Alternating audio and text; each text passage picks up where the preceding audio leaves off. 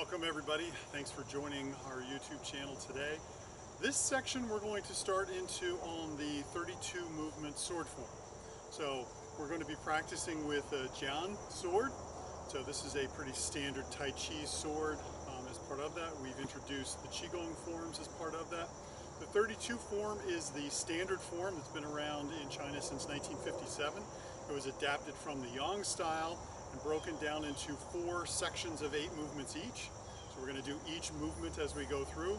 We're going to take the same approach that we did before, but this particular form is probably one of the best starting forms on there because 32 is not too many to learn. I would caution you, if you've not practiced Tai Chi for long enough, where you get the basic concepts and everything, sword forms are going to be much different, and it's going to complicate matters because you need some of those basic principles to be able to flow naturally through this. Sword forms are very free-flowing, very expressive as part of this, so you really want to make sure you have those real basic fundamentals down before you start to practice the sword form. This particular movement has 13 basic sword techniques in it. It also has 7 basic stances in there, so you'll get a good blending through there. There's a lot of single leg stances in here, so if you're not comfortable with your balance or you need some additional practice, we have other videos that you can watch as part of it. Now, this is the standardized form, but there are a couple of caveats that I will put in here. Within our way of practicing, we focus on a couple of different things. First, we will talk in terms of what the cut is. So this is less of a dance and more of a combat effective sword technique. So I will be explaining it in terms of what the sword is doing. That doesn't necessarily mean you have to do it that way, but I want you to understand what you're doing because I think it makes the flow work a little bit better if you understand where you're going with this. Secondly is I want you to think in terms of the sword of being like a paintbrush.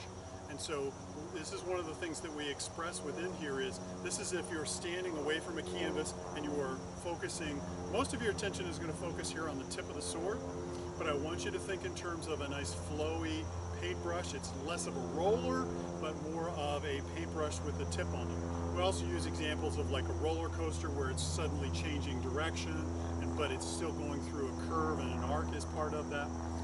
But those analogies will come out through here. The other thing is I want you to remember is within a standard sword, you have this section down here, which is traditionally used for blocking. This is less sharp here because it's going to take the brunt of any combat. The center section here is sharp, but it's not overly sharp, and the tip is very sharp. And so this gets very thin, and this is much thicker on there. You'll see that on a sword like this. Your standard Tai Chi practice swords might just be a consistent level through there, but we really focus on what is going on with the sword, so I want you to be able to do that. I also want you to know what the application is. So when we do this, we are going to present this the same way we do the other forms. We're going to give you the name, and in this form, it's also got multiple other names to go with this. We're going to do a demonstration of it. We're going to do the detailed instruction of all the things that you want to focus on here. We'll talk a little bit about the common mistakes as part of this, and then we'll show you the sword application. And in most cases, we're going to do this with a spear or a staff so that you get the feeling for this. But watch the Qigong video and get some of the basic sword techniques as part of that, and then we'll explain this in the application. And then finally, we'll do the before and after so that you can see the transition as we go through the different components of this. Remember our 3 rules with this. This is treated as if it is a real sword. So don't just stand around and hold it, or don't set it on your foot or something like this. We treat this like it is a real sword, which means this is extremely sharp, this is pretty sharp, this is still sharp. So we're not laying it on our arm, we're not setting it on here because we would sever our arm in doing that. So treat this like it's real. It'll be much more effective in your technique. Also, hold on to it.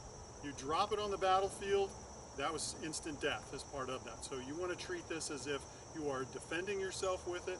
So don't just flail it around as part of that. You want to be in constant control of the sword. And then finally, progress, not perfection.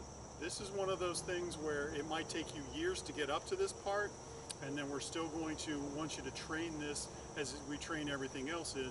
Each movement is probably going to take you a full week to understand, and it'll take you months to incorporate them all together. So don't think you're going to go learn this 32 form in 15 minutes over the weekend. You really want to focus on understanding each of these techniques as we go through and do them. It'll come across a lot better with your flow. And again, make this very flowery, very flowing with this. Incorporate all of your Tai Chi principles. I think you'll really like this form. Follow along as we go through, and we'll break each one down for you. All right? Thanks, everybody. Thanks for joining.